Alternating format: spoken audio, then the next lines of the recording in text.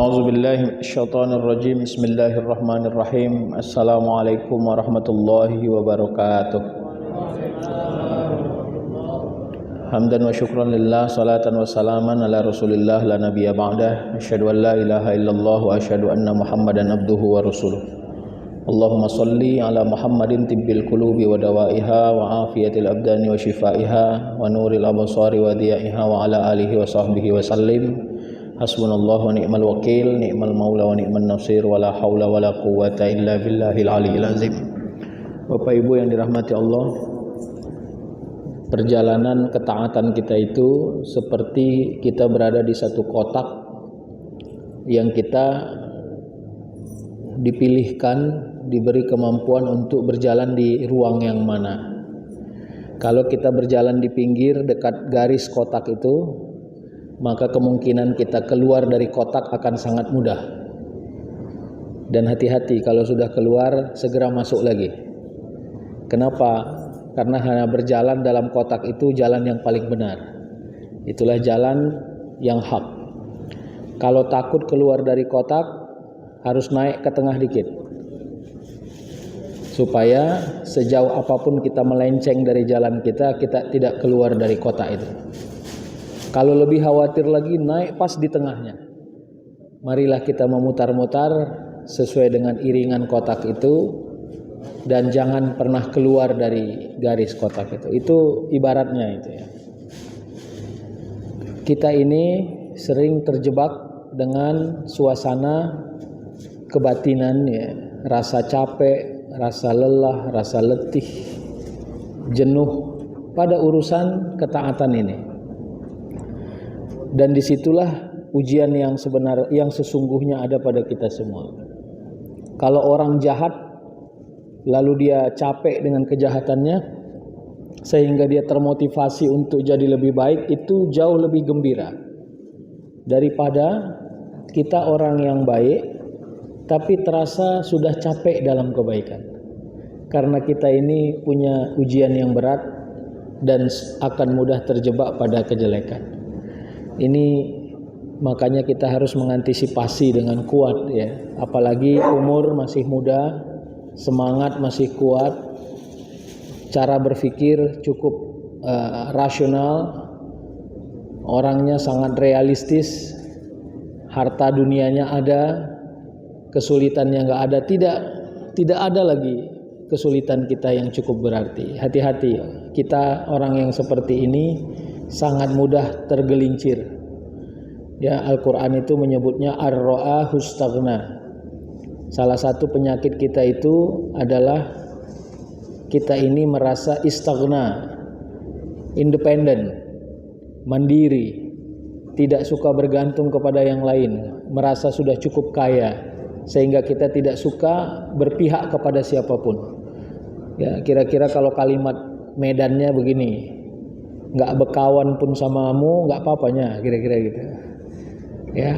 Duit ada sendiri, rumahku ada, tak pala pun berkawan nggak ada masalahnya itu, kira-kira gitu. Ini hati-hati nih, kalimat ini bahaya ini kalau kita pelihara dengan baik. Kalau masih tidak membutuhkan manusia itu masih lumayan, tapi kalau tingkat kebutuhan kita sudah tidak hidup kepada Allah, itu yang bahaya. Kira-kira framingnya begini, saya Ustadz sholat nggak sholat pun ada aja duit saya, aman ya itu, nggak pala penting kali itu, kira-kira gitu. Hati-hati ya, ini jebakan-jebakan Batman yang secara rahasia sering merusak diri kita ya. Kalaupun saya nggak sedekah Ustadz, udah kaya kiannya saya, orang dari keturunan saya udah orang kaya. Karena dia menganggap satu-satunya tujuan hanya kekayaan. Ini yang salah. Kekayaan itu selesainya hanya di selera. Kalau Allah masih hidupkan selera, masih kita nikmati kekayaan itu. Tapi kalau Allah sudah matikan selera, tak ada gunanya kekayaan itu. Atau yang kedua, Allah hidupkan selera, tapi Allah batasi aksesnya. Ini juga gawat, Pak. Allah buat duit banyak, tapi nggak dikasih makan yang enak-enak. Kata dokter, kalau kau makan yang enak-enak, mati kau, kata dokter. Hati-hati, Pak. Ada orang pandai beli spring bed harga ratusan juta, tapi dibilang dokter kau harus tidur di tikar apa namanya itu, bambu. Itu katanya tikar bambu itu cenderung jadi obat ya bagi orang yang sakit tulang. Saya tidak tahu ini benar atau tidak. Sampai ada orang bilang, saya Ustadz, untuk membuat hotel yang mewah saya punya uang. Tapi dokter diagnosa saya tidak boleh tidur di spring bed karena merusak saya punya tulang belakang. Ya kalau mau dikaji-kaji ya begitu-begitulah. Jadi sebenarnya kita ini dalam keadaan yang kacau. Kalau tujuan hidup kita hanya satu, ya hanya dunia dan segala urusannya.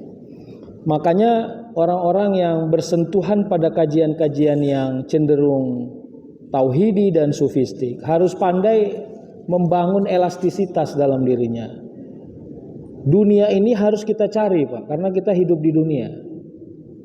Tapi belajarlah tidak bergantung pada apa yang kita cari itu. Itulah kira-kira persepsi yang harus kita bangun sehingga tingkat kemandirian kita untuk tidak bergantung pada dunia ini tinggi kualitasnya. Ya. Jadi hidup sederhana itu jangan di-framing teman dekatnya miskin, bukan. Sederhana itu bukan teman dekatnya miskin, Pak. Hidup sederhana itu adalah keadaan yang paling mandiri di antara kaya dan tidak kaya. Jadi dia nggak oleng meskipun ombaknya terlalu tinggi, kapalnya tetap seimbang menjalani semua hidup ini. Nggak pernah ange, tahu ange, Pak?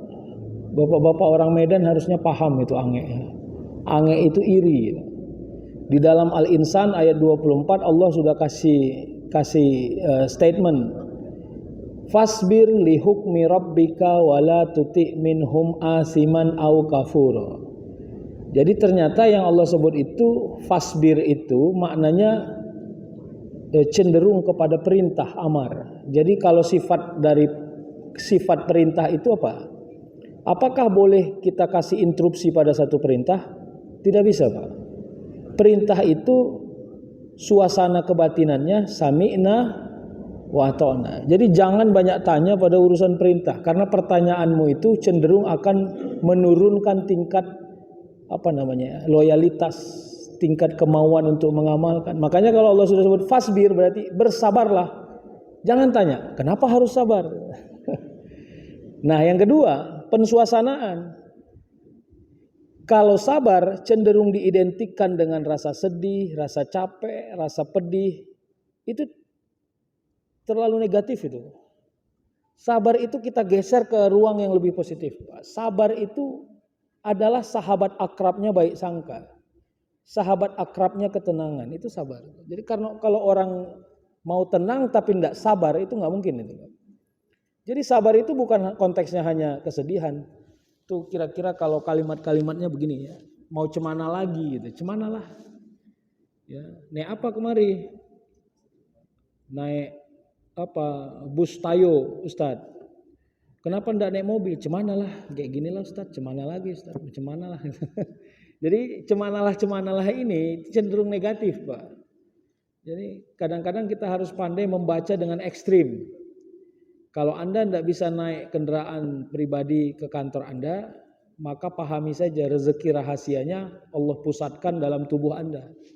Masih bisa berjalan dengan kuat, masih siap berkeringat-keringat dan bisa keringatnya steril meskipun sampai di kantor, ya, masih siap ya dengan ejekan orang yang masa sudah 20 tahun kerja masih naik angkot kira-kira gitu. Jadi Allah fullkan power dari kesabaran itu di tubuh kita, energi, kemudahannya, tidak di harta yang kita miliki. Ada orang Allah beri powernya di harta yang dia miliki, tapi imunitasnya sudah melemah, nggak siap dihina, nggak siap dikritik, ya nggak siap evaluasi orang. Kenapa? Karena Allah sudah pusatkan secara eksternal dia punya kekuatan tubuh. Ya. Makan kita ke depan yuk. Jauh kali ya. Mana mobilmu itu? Aduh, berat. Ada orang udah siap aja. Makan kita ke depan yuk, ayo jalan. Berkeringat kita nanti nggak apa-apa, hitung-hitung olahraga aja bro. Jadi sebenarnya Pak, premis-premis ini tolong dipahami Pak. Tidak ada yang tidak rezeki dalam setiap momen hidup kita. Kalau cara memandangnya benar. Tapi kalau cara memandangnya tetap rumit Pak, maka rumit semua. Ya. Saya dalam kajian yang lama-lama. Ini sebenarnya ini hitung-hitung mengenang saja ini. Karena di Pelindo ini saya juga sudah lama kajian. Pernah satu hari sebelum Covid dulu, saya singgah di satu masjid. Kalau bapak-bapak tahu di Kampung Baru ada namanya Masjid Abidin itu ya, dekat Simpang 3 itu, masjid pinggir jalan itu, Masjid Abidin, masjid baru itu. Saya singgah di situ maghrib dengan istri saya. Selesai sholat saya, belum selesai istri saya duduk di depan pintu keluarnya. Tidak lama datang abang-abang tukang jange, Pak. Dia jual kerupuk jange yang plastik besar yang dia pikul gini tuh. Dia senderkan jange itu pas di samping saya, pas nyender ke dinding. Lalu dia berwudu, dia sholat. Ya, saya biasa aja. Tidak lama rupanya dia selesainya sholatnya cepat. Duduk di samping saya. Di depan pintu keluar. Istri saya belum selesai juga. Dia ambil duit dari kantongnya. Dia hitung-hitung ya. Saya karena di sampingnya saya tengok-tengok juga lah. Saya keten-keten juga. Ya, kelihatannya itu pendapatan dia satu hari itulah gitu. Karena maghrib kan. Ada uang limpul, ada uang 20 itu yang saya lihat begitulah. Nah yang paling menarik adalah dia tarik satu lembar di antara uang yang dia miliki itu dan jumlahnya adalah 10.000. Saya tahu betul karena saya di sampingnya. Nah yang lain dia taruh lagi, yang 10.000 itu dilintingnya duit itu. Dilintingnya dia masukkan ke dalam tabung infak yang juga nggak jauh dari antara kami duduk itu karena di tabung infak itu di tengah dari pintu masuk. Begitu ditaruhnya ada sesuatu yang menurut saya seperti tertampar saya, Pak. Ada setidaknya 3 variabel, Pak. Satu, itu orang menyenderkan jangeknya di samping saya dan seolah-olah saya secara rahasia seperti diperintahkan untuk menjaga jange ini orang. Jaga ini jange, nanti ada pula yang ngambil ini. Dia mau sholat tuh kira-kira gitu. Ya, kalau bahasa kasarnya ente dokter jaga ini. Waktu itu saya masih dokter ya. Yang kedua, Allah dudukkan dia di samping saya untuk memperlihatkan bahwa orang yang pendapatannya nggak lebih banyak dari saya juga menjaga sholatnya. Itu bagi saya pukulan juga itu, Pak. Kan kalau mau dinarasikan, kenapa harus dia yang duduk di samping saya? Kalau mau membacanya agak serius ya. Kalau membacanya nggak serius, kita anggap aja angin lalu. Dan yang ketiga yang paling menarik adalah dia pandai menarik uang 10.000, padahal uang 2.000 juga ada di dalam genggaman tangannya. Uang goceng juga ada, tapi dia tarik uang 10.000. Dan pada saat ke masjid itu, saya akui, saya hanya berinfak 5.000. Artinya Allah sedang kasih tahu, ini tukang jange aja infaknya 10.000. Ente dokter-dokter sok paten ente ini cuma infaknya 5.000. Seperti kena tampar saya, Pak. Tapi cara membacanya harus jelas. Kalau cara membacanya nggak pernah jelas, kita akan bilang, sok paten kali tukang jange ini. Tukang jange infaknya 10.000, nanti pening kepalamu baru tahu. Kira-kira. Makanya hati-hati, Pak. Ini tergantung cara membaca. Kalau Allah sebut yu'til hikmata may yasha wa may yu'tal hikmata faqad utiya khairan katsira wa may yadzakkaru illa ulul albab. Ilmu itu kepada semua orang belajar pasti dapat. Tapi hikmah itu belum tentu. Makanya berniatlah kiranya Allah selalu memberi hikmah atas semua perjalanan hidup kita ini. Jadi kalau ketemu kawan-kawan kita yang sudah tua, tapi kelihatan dunianya tidak mewah seperti kemewahan kita, cara membacanya jangan kasihan, Pak. Kasihan itu boleh premis satu. Kasihan ya, udah tua kerja 30 tahun tapi belum bisa beli mobil. Boleh. Tapi premis duanya harus ada. Apa premis duanya? Bagaimana Allah memberikan kemudahan kepada dirinya bisa menjalani hidup tidak sekaya saya tapi melewati semua ujian. Dan itu harus pandai kita membacanya, Pak.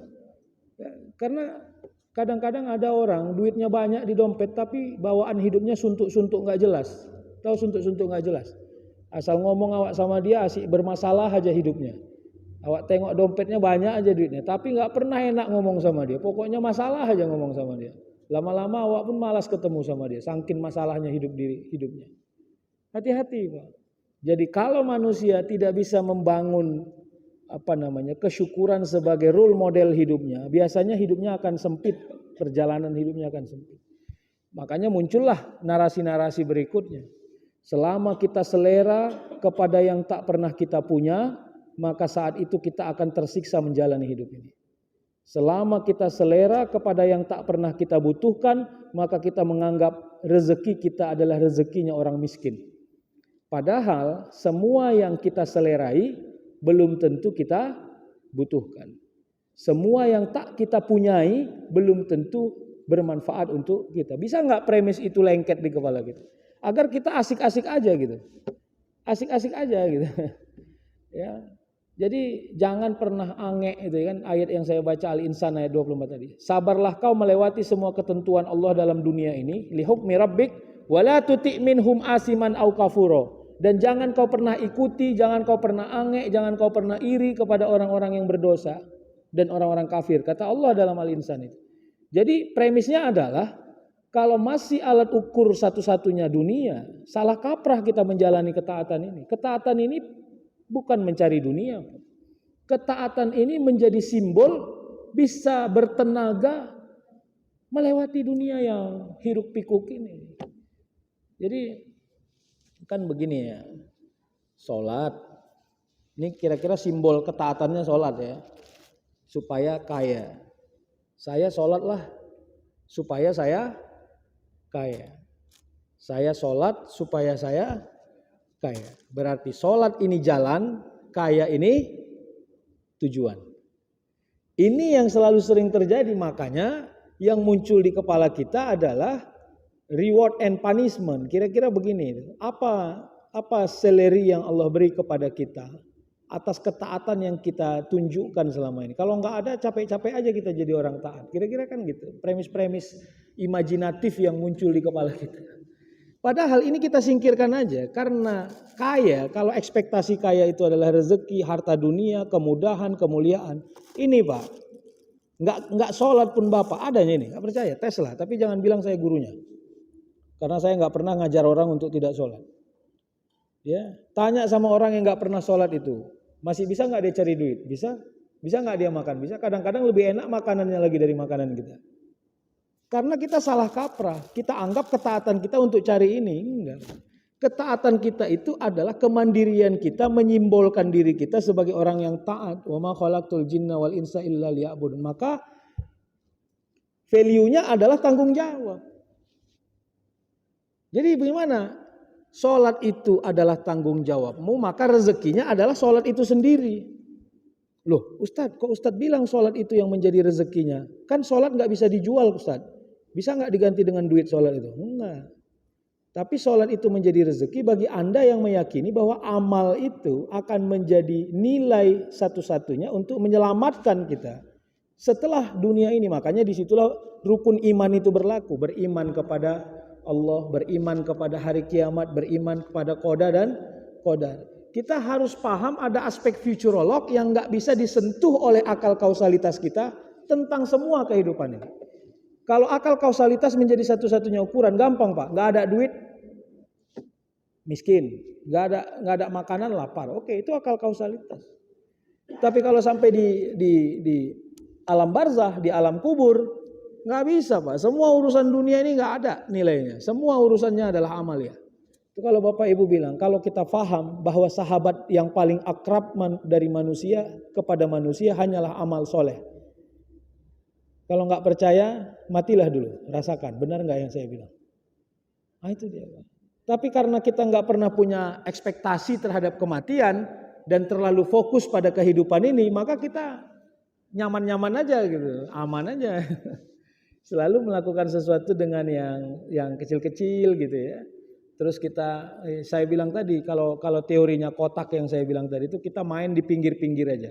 Apa kira-kira orang yang keluar dari kotak itu apa kira-kira? Orang yang melanggar perintah Allah.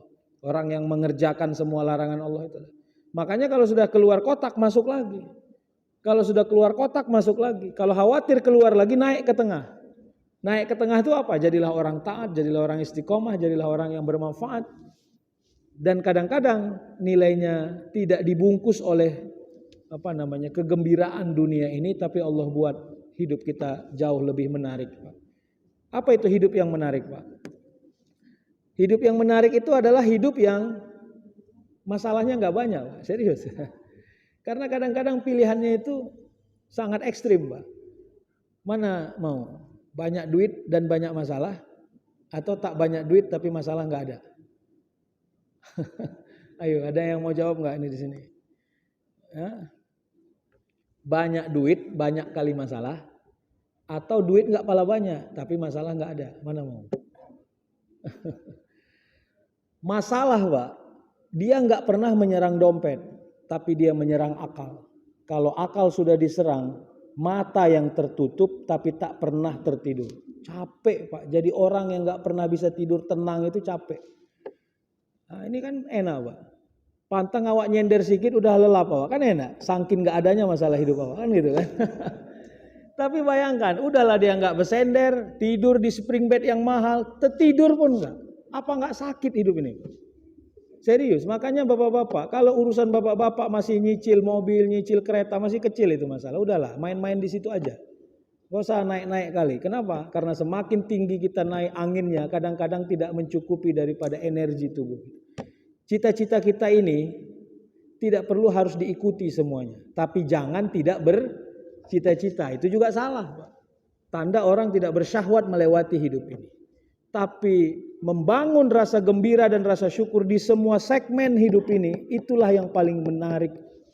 Bapak Ibu, kalau Bapak Ibu naik motor atau naik kereta, lalu ban keretanya bocor, ban motornya bocor, kira-kira apa harapan Bapak yang paling tinggi? Hah? Apa Pak? Ketemu tukang tambal ban. Kalau bisa awak peluk tukang tambal ban itu, ya kan? Gembira kali aku nengok awak, walaupun belum mandi dia, awak kira kayak dewa penyelamat lah dia itu. Apalagi ban motor itu bocor di tempat yang kita nggak yakin ada tukang tambal ban. Tiba-tiba muncul awak itu pegang alat-alat tambal ban, kayak orang penyelamat lah dia. Jadi sebenarnya ekspektasi kita sesederhana itu. Mana pilih? Bocor ban motor, nyorong 15 km, tapi dikasih uang 1,5 juta. Atau enggak apa-apalah, nggak usah dikasih 1,5 juta, tapi 2 meter aja udah ketemu tukang tambal ban. Udah silahkan dipilih, Pak. Kadang-kadang nggak sempat kita mikir uang 1,5 juta. Ya Allah, mudahkanlah aku jumpa tukang tambal ban. Jadi sederhana aja, Pak. Jadi nggak usah yang lompat-lompat lah. Hari ini cita-cita orang hidup sehatkan. Ya Allah, mudahkan urusan kesehatan saya. Karena sehebat apapun cita-cita kalau nggak sehat nggak ada gunanya itu, Pak. Jadi jangan remeh-remeh pada urusan kesehatan, Pak, ya. Cengap-cengap mulutnya karena sesak napas, walaupun duit banyak, nggak ada gunanya itu, Pak. Jadi ini nanti menjadi energi untuk memahami betapa rezeki-rezeki yang sangat sederhana yang Allah tanamkan di diri kita justru sangat mempengaruhi tingkat kematangan kita melewati hidup ini. Kalau enggak ya oleng aja, Pak. Nggak ada gunanya kita punya ya dayuh sampan yang besar, tapi kapalnya lebih kecil dari kayuhnya. Lebih kecil kapalnya dari kayuhnya. Nggak ada gunanya karena nggak bisa menjaga keseimbangan. Nah, ini dia. Sama teori-teori orang masuk ke supermarket. Kenapa saya tidak memiliki Ustadz? Karena Anda nggak bertanggung jawab pada sesuatu yang Anda nggak pernah miliki. Udah pahami aja begitu, Pak. Kalau kita masuk ke supermarket, kita beli 3 barang, kita nggak pernah bayar 5, Pak. Pasti yang 3 itu aja yang kita bayar. Jadi Bapak Ibu harus pahami, orang banyak memiliki dan dia harus mempertanggungjawab. Nah, aspeknya tetap futurolog yang saya bilang. Kalau kita nggak punya tingkat keimanan pada kehidupan berikutnya, kita anggap hidup ini landing hanya pada urusan yang sedang terjadi. Itulah kasarnya kita ini. Enak kali deh Ustadz. Udah jarang kerja, duitnya banyak, nggak pernah dihukum. Ganti-ganti mobil aja deh Ustadz. Aku pun ngeri juga nengok dia ini. Nggak usah ngeri-ngeri kali, Pak. Memang di dunia bisa aja dia lolos dalam tanggung jawab. Tapi begitu dia masuk alam barzah, nggak ada yang lolos, Pak. Serius. Kalau nggak percaya, masuklah dulu ke alam barzah. Bapak Ibu bisa pahami apakah yang saya bilang ini benar atau tidak. Ya, tingkat kepercayaan kita pada hal-hal yang belum terjadi sangat kecil, itu masalahnya. Kenapa? Karena hidup kita sangat rasional. Ya, kita anggap yang belum terjadi nggak akan terjadi. Padahal kita lupa yang belum terjadi boleh jadi lebih besar yang akan terjadi dari apa yang pernah kita bayangkan. Sedikit lagi, saya buka Al-Baqarah 267 268. Ayo kita lihat, Pak. Nanti sampai di sini kita akhiri kajian kita ini. 267. Ya ayyuhallazina amanu anfiqu min thayyibati ma kasabtum wa mimma akhrajna lakum minal ardi wa la tayammul khabisa minhu tunfiquna wa lastum biahizi illa an tughmidu fihi. Ya, wa'lamu annallaha ghaniyyun hamid. Kata Allah dalam ayat ini. Kemarin kajian-kajian lalu sudah saya bilang, apapun yang Allah sebut dalam Al-Qur'an berarti penting, itu teorinya. Jangan dianggap tidak penting. Bapak Ibu, kalau Bapak Ibu baca Quran mau lihat terjemahnya, tolong jangan pernah menganggap apapun yang Allah sebutkan dalam Al-Quran gak penting. Itu yang bahaya. Salah satu kekeliruan orang membaca Al-Quran adalah merasa tidak penting apa yang dia baca. Makanya sematkan bahwa apapun yang saya baca itu penting. Nah yang kedua, apapun yang kita baca itu adalah nasihat untuk diri kita, bukan nasihat untuk orang lain. Kadang-kadang begitu cara kita ngeles, tahu ngeles? Lalu Allah sebutkan di situ, bayarlah hutangmu. Sesungguhnya orang yang berhutang itu akan dituntut sampai kepada akhirat. Dalam hatinya, bukan urusan saya nggak pernah ngutang kok. Gitu. Padahal hutang itu kan bukan hanya urusan harta, Pak. Ya, hutang kehidupan, hutang tanggung jawab. Berapa banyak seorang suami punya hutang tanggung jawab kepada anak istrinya, Pak? Ya, sampai kalau pada bab hijrah, salah satu yang perlu kita hijrahkan itu adalah syu'uriyah. Kegembiraan, kegemaran, apa ya kegemaran ini? Hobi, nah, syuur ya. Jangan sampai hobi yang kita punya itu mendegradasi atau menghilangkan hak-hak dasar orang-orang yang ada di sekitar kita. Ini serius, Pak. Jadi kalau bapak-bapak hobi mancing misalnya, lalu berangkat sebelum subuh, pulangnya hampir pagi misalnya. Ya, kita bilang, kenapa Anda? Ini hobi Ustaz. Saya nggak bisa menolak hobi saya, benar. Apa tanggung jawab Anda kepada anak istri Anda? Tanyalah bini saya Ustaz, lebih dari cukup ku kasih duit sama dia. Nah, sampai di sini kita berhenti. Jangan anggap tanggung jawab itu hanya pada urusan uang, Pak. Perhatian, kasih sayang, rasa dekat. Kadang-kadang omongan-omongan gak jelas kepada anak ya. Perhatian-perhatian yang kelihatannya gak serius. Itu justru membangun, mensuasanakan ya, rasa kasih sayang dan doa. Dan ini yang kita sering kehilangan tanggung jawab. Karena kita hanya membangun alat ukur yang saklek. Bahwa tanggung jawab zahir itu hanya pada urusan materi. Hati-hati. Jadi gimana Ustaz? Kalau gitu saya nggak usah mancing. Enggak. Saya juga nggak ngelarang kita mancing. Tapi hati-hati. Bertanggung jawablah ketika Anda memancing. Gitu dia teorinya supaya benar. Bertanggung jawab. Jangan sampai kita kehilangan kebergantungan. Ya. Nah apa kata Allah, wahai orang beriman, infakkanlah dari yang terbaik-baik dari harta yang kau miliki, apa yang sudah Allah turunkan di muka bumi ini. Wala tayammamul khabisa minhu tumbikuna walastum biakhizihi illa an tughmidu fihi. Dan jangan kau memberi sesuatu yang jelek-jelek. Jadi Allah kasih tahu jangan memberi sesuatu yang jelek-jelek. Yang kalau engkau yang diberi yang jelek-jelek itu, engkau juga akan memicingkan mata menerimanya. Jadi gini, micingkan mata. Kira-kira kita nggak suka, nggak tertarik menerimanya. Lalu kata Allah, wa'lamu annallaha ghaniyyun hamid. Ketahuilah bahwa Allah itu maha kaya, lagi maha terpuji. Jadi Bapak Ibu, ayat ini sebenarnya memberi simbol kepada kita bahwa bila kita berinfak, maka energi infak itu adalah energi di atas rata-rata. Jangan sampai kalau dalam fikih adabnya itu begini kira-kira. Kita memberi sesuatu yang kita juga nggak suka gitu. Kita memberi sesuatu yang juga kita nggak mau. Ya, Bang ini ada nasi kotak 2 lagi, mau Bang?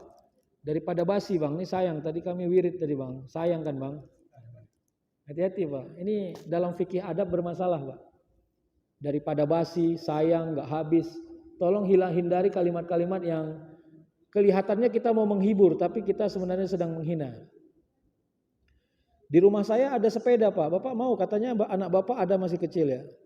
Ambillah Pak kalau Bapak mau, itu udah bekarat itu sepedanya, nggak terpakai lagi. Ambillah Pak kalau Bapak mau. Jadi cukup berhenti aja Pak. Ini Pak ada nasi 3 kotak, mudah-mudahan bermanfaat. Udah cukup, skip sampai situ Pak. Nggak usah dilanjutkan, karena kalau dilanjutkan khawatirnya ada masalah. Ya, Bapak mau sepeda di rumah saya, anak saya udah besar-besar loh Pak. Ya, kalau bermanfaat bisa dipakai silakan. Nggak usah dibilang bekarat Pak, biar aja ditengoknya bekarat nggak. Nah kira-kira gitu. Kadang-kadang yang gini-gini ini yang kita bermasalah Pak. Itu yang saya bilang. Kita ini menempatkan diri kita di atas rata-rata sehingga cara kita berkomunikasi kepada orang, cara berkomunikasi yang membangun stratifikasi gitu. Seolah-olah ini rendahan. Nah, dan Al-Quran, Allah melalui Al-Quran sudah menasehati kita, mewanti-wanti kita untuk tidak terjebak di ruang itu. Nah, satu ayat lagi ya, asyaitanu ya'idukumul faqra wa ya'murukum bil fahsya. Di sini Allah kasih ingat, setan itu kata Allah akan menakut-nakuti engkau ya pada urusan kefakiran. Kira-kira gini tuh. Kau jangan sedekah, nanti kau jadi orang miskin. Itu kira-kira. Wa ya'murukum bil fahsya, dan dia akan mengajak engkau untuk jadi orang pelit. Fahsya itu kan sama kayak ayat inna sholata tanha anil fahsya. Fahsya itu artinya keji. Kalau dalam berbagi, apa kekejian manusia dalam berbagi? Pelit. Dia punya banyak tapi nggak mau ngasih. Atau dia ngasih tapi dengan mencemooh pemberiannya. Mengingat-ingatkan tuh. Kalau kita ngasih baju sama orang, inilah ribetnya kalau kita ngasih baju sama orang, barang second lah misalnya gitu ya. Begitu dipakainya, tau tuh yang dipakai itu bajuku sebenarnya, cuma jangan bilang-bilang ya. Ini kan teringatnya aja nih. Waktu itu gue beli di Malaysia itu sekitar sekian ringgit itu gue beli. Masih cantik bajunya. Nggak usah Pak, kalau udah dikasih lupakan Pak. Kalaupun dipakainya nampak, mau anggap nggak pernah dimiliki. Dan itulah Pak ya, merahasiakan itu payah, serius. Kita ini sedang terjebak-jebak dengan ruang-ruang yang seperti itu. Sehingga ini diajak. Kata Allah, wallahu ya'idukum maghfiratan minhu wa fadlan. Padahal Allah menjanjikan engkau untuk keampunan. Setiap engkau mau berbagi, engkau akan mendapati keampunan. Makanya selalu kita dapati pandangan-pandangan para ulama, Ustadz saya punya hutang kepada seseorang, tapi orangnya udah meninggal, keluarganya udah gak ada lagi. Saya mau bayar, kepada siapa saya bayar?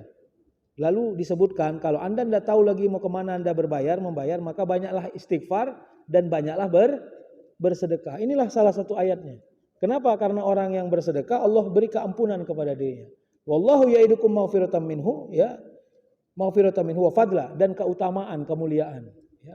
Wallahu wasi'un alim, karena semua apa yang Allah miliki maha luas dan Allah maha mengetahui. Penutup, maka Bapak Ibu, sebenarnya secara kalkulatif kita ini bisanya menghitung. Kita ini sudah di level aman atau masih di level yang mengkhawatirkan. Kita ini udah pandainya nih menghitungnya, cuma kita pura-pura nggak tahu aja ini. Makanya ayo kita benahi. Kalau masih khawatir, benahi sedikit. Itu seperti kotak yang saya bilang. Kalau udah terlalu ke pinggir jalan hidup kita, naikkan sedikit. Ya, merasa takut kepada dosa itu penting, Pak. Serius. Kalau udah nggak ada takut-takutnya kita sama dosa, ini gawat ini, Pak. Apalagi cara membangun pikirannya begini. Kita seimbangkan antara kebaikan dan dosa. Saya Ustadz orang taat, tapi saya juga orang jahat. Wah, ini bahaya, Pak.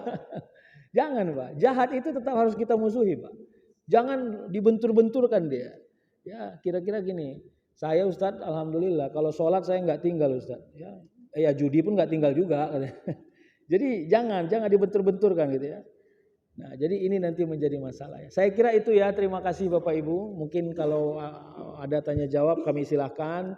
Kita berdoa, saling mendoakan semoga kita selalu dalam kemudahan dan lindungan Allah Subhanahu wa taala. Wassalamualaikum warahmatullahi wabarakatuh. Waalaikumsalam warahmatullahi wabarakatuh. Ya, kami berikan kesempatan untuk bertanya kepada Bapak Ibu bagi yang ingin bertanya seputar kajian kita atau yang lain juga harus tanya. Silakan.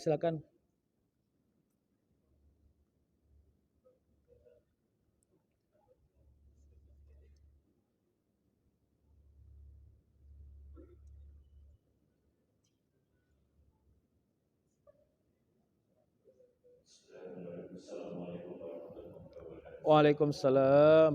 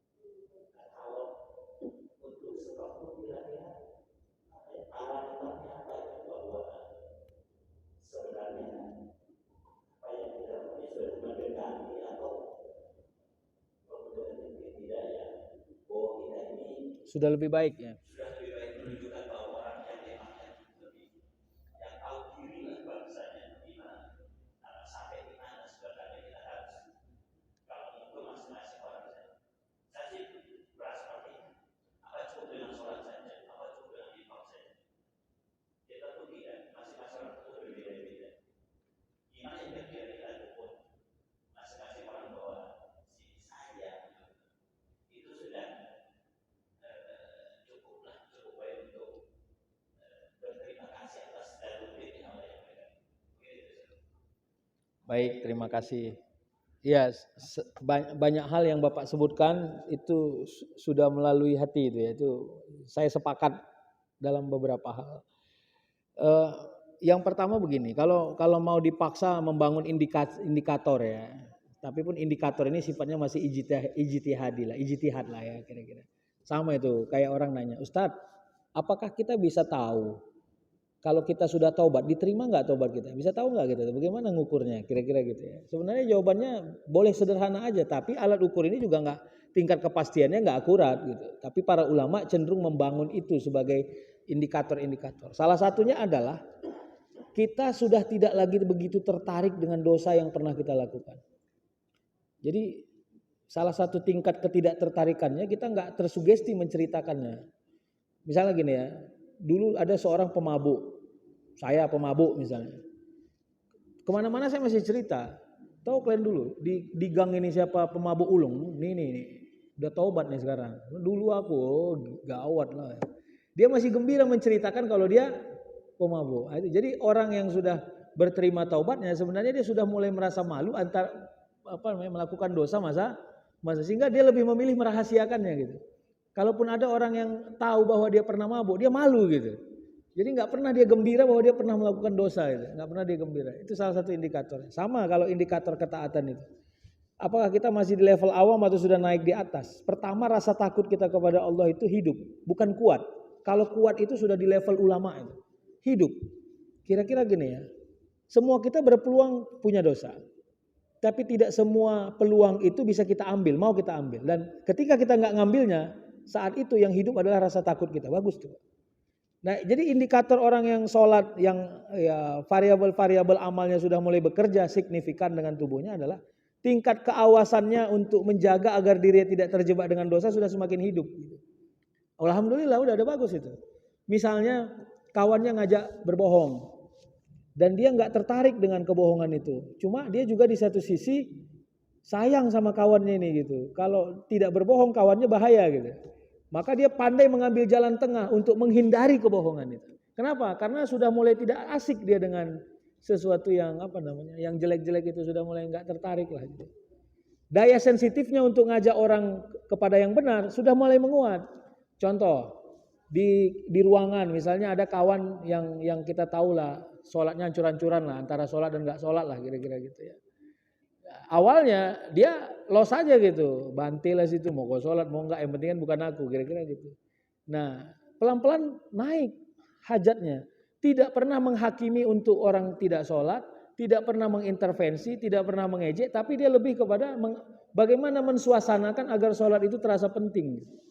Ya, dibuat Allah hidup dirinya untuk, bro, masjid ayo bro, udah lama kali nggak ke masjid, aku pengen kali. Jadi ada yang lunak-lunak gitu. Jadi bukan pula kau udah miskin jelek nggak mau sholat mau jadi apa kok, nggak gitu. Itu kan namanya ngejek Pak, bukan ngajak itu. Ya. Jadi diberikan Allah kita keluasan untuk bisa berdakwah kepada orang, tidak pernah mengajari orang tapi cenderung lebih membangun, mensuasanakan. Kalau saya bilangnya mensuasanakan. Ya kan ini menarik ini Pak. Mensuasanakan dengan mengajak itu bisa lebih soft mensuasanakan. Misalnya nih ya, di satu ruangan itu ada 8 orang. Yang satu bilang, udah Jan, sholat dulu ya. Satu. Itu biasanya daya tariknya tinggi tuh. Tunggulah aku ikut. Yang dua. Yang ketiga, tunggulah ikut. Tinggal satu yang gak ikut. Lama-lama yang gak ikut tuh mau ikut. Itu sama itu Pak. Itu teorinya sama itu. Sama kalau bapak-bapak berada di lampu merah, naik motor. Kalau ada 1-2 orang aja yang langgar lampu merah itu, pasti yang lain itu terhipnotis untuk ikut itu Pak. Jadi sebenarnya itu suasana yang gak bisa ditolak. Makanya mensuasanakan menjadi orang yang taat di semua ruangan hidup kita, itu adalah girohnya orang-orang yang daya sensitifnya sudah hidup. Itu maksud saya. Jadi inilah sama ya. Misalnya datang orang ke rumahnya, sedang saudara-saudaranya datang ke rumahnya sedang berkunjung, ya kan? Udah masuk waktu sholat, ya kan? Memang bolehnya sholat zuhur sampai panjang waktunya. Yang lain masih duduk-duduk, ya dia mampu mensuasanakan. Sholat kita yuk. Nanti ya terlupa pula sholat, akhirnya mau sholat. Ya gitu, pelan-pelan. Itu insya Allah salah satu alat ukurnya. Dan itu bagian dari keteladanan, Pak. Jadi keteladanan itu nggak bisa diciptakan, Pak. Keteladanan itu pelan-pelan akan terbentuk dari dalam hidup kita pelan-pelan. Dan Allah akan beri kemudahan kepada orang-orang yang ikhlas amalnya insya Allah. Gitu yang bisa saya jawab ya Pak. Terima kasih. Habis ada lagi? Ya, Mas tahu masih ada lagi kesempatan kembali bagi Bu.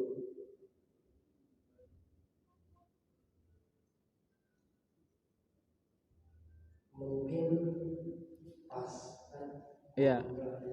Baik, terima kasih Bapak Ibu. Semoga kita selalu dalam lindungan Allah Subhanahu wa taala. Amin ya rabbal alamin. Nauzubillahi minasyaitonir rajim. Bismillahirrahmanirrahim. Alhamdulillahirabbil alamin wassalatu wassalamu ala asyrafil anbiya'i wal mursalin wa ala alihi wa sahbihi ajmain. Rabbana zalamna anfusana wa illam taghfir lana wa tarhamna lanakunanna minal khasirin. Waghfir lana dzunubana wa liwalidayna warhamhuma kama rabbayana shaghira. Wa li jami'il mu'minina wal mu'minat wal muslimina wal muslimat al ahya'i minhum wal amwat khususan fi ikhwanina al muslimin fi Palestin ya mujibas sa'ilin. Allahumma ja'al jam'ana hadza jam'an marhuma wa tafarruqana min ba'dihi tafarruqan ma'suma. Rabbana taqabbal minna innaka antas samiul alim wa tub alaina innaka antat tawwabur rahim. Rabbana atina fid dunya hasanah wa fil akhirati hasanatan wa qina azaban nar. Subhana rabbika rabbil izzati amma yasifun wa salamun alal mursalin walhamdulillahi rabbil alamin. Taqabbalallahu minkum.